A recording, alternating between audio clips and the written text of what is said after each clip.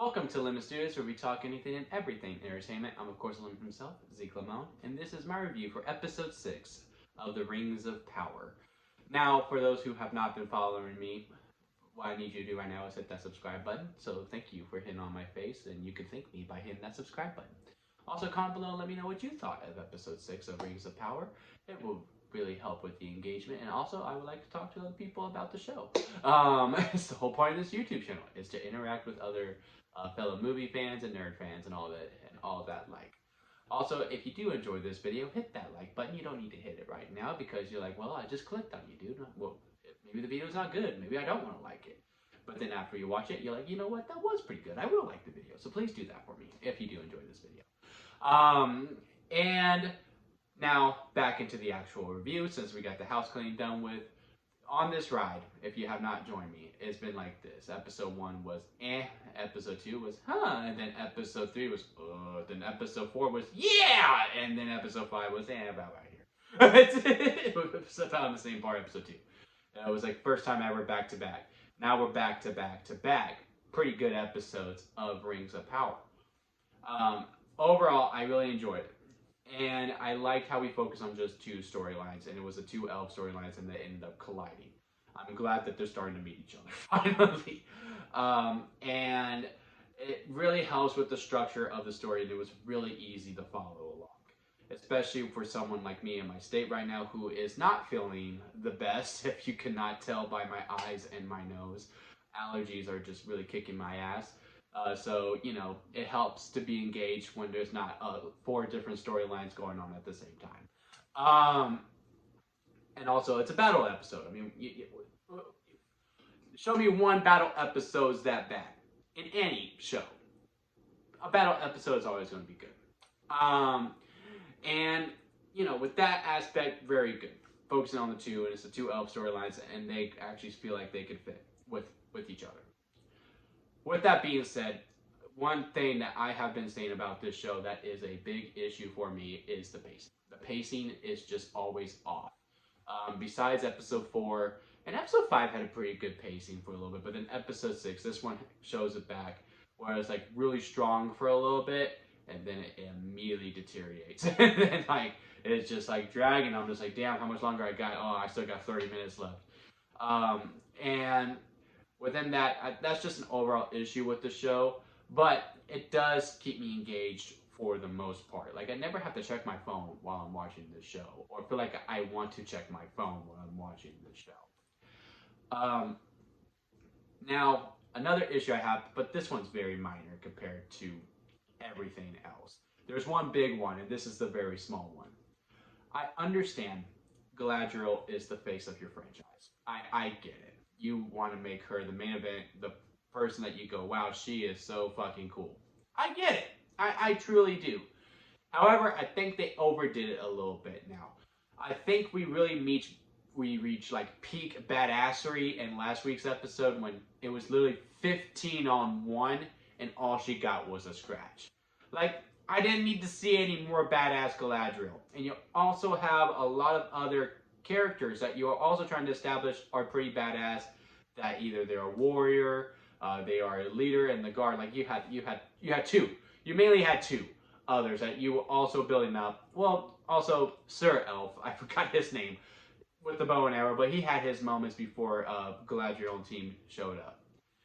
And it's mainly like, and again, it's a badass scene. Someone hits a bow, and it's like she ducks from the horse, and it's like this really cool visual. It's awesome. It's great. Absolutely love it. I just don't feel like it needed to be her. I would have liked if we would have put someone else over, to use wrestling terms, putting someone over is to give them the rub. Like they get a win, and then people are like, oh, they're a star.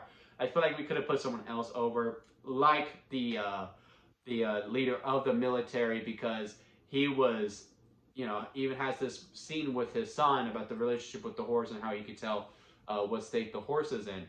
And, you know, it would just be like, you know, he's one with the horse because he's able to make these moves with the horses. Like, that's how in tune he is. It would have been badass.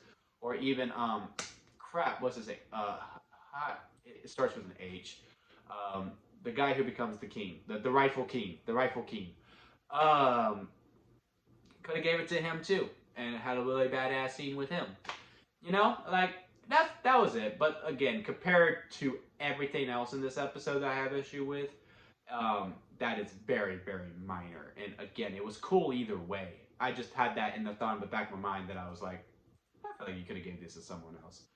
Now, the main issue I have with this episode is the ending. The only reason this episode is not my favorite is because of the ending. Because it just falls flat completely. Like, they're just like, okay, yeah, they won. But we need to continue it on somehow. And they made Galadriel and company, the whole entire army, for that matter, dumb. Like, they're just dumb.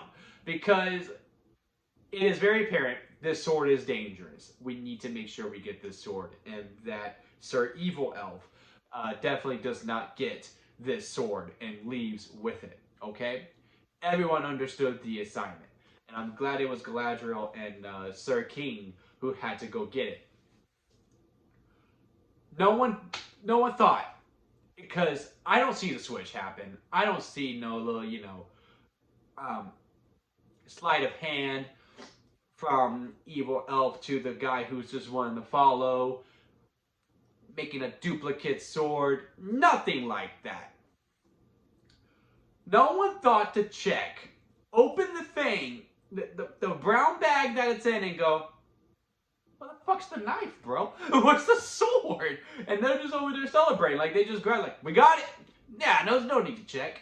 Like, it goes to, like, it goes through the two elves that we've been following, that we know are badass.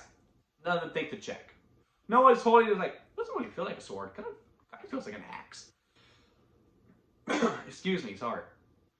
And it's this kid who, he's smart. The kid's smart, and all of a sudden he's like, oh yeah, that's not it. Oh, excuse me, I am so sorry. But yeah, that is my main issue with this episode. I was just like, all these characters you built up had such a dumb moment. Now I would do imagine episode 7, we do follow Elrond, Durin, and then the hobbits, and I think they'll collide. But I don't see how. Because, like, they just feel like two different things, and, like, they're in different parts. So, I don't know. But I feel like they will, then in episode 8, all 4 of them come together, and then, figure it out or not figure it out. Who knows? Hopefully the rings show up at some point, because it is called Rings of Power, or, like, them being made or something. That's how it ends. But overall, again, I really enjoyed it. My two main issues is the pacing and the ending. And, of course, the Galadriel stuff, but that's, like, very, very minor. Overall, very enjoyable stuff. I'm glad Sir Elf and the lady finally kissed. Every episode, I'm just like, God, just kiss already. And they finally did, and I was really happy about that. But again, comment below and let me know what you thought of episode 6 of Rings of Power. I'm going to go get some water. My throat is starting to kill me. And that'll be it from me, guys. I'll see you here next time at Limit Studios.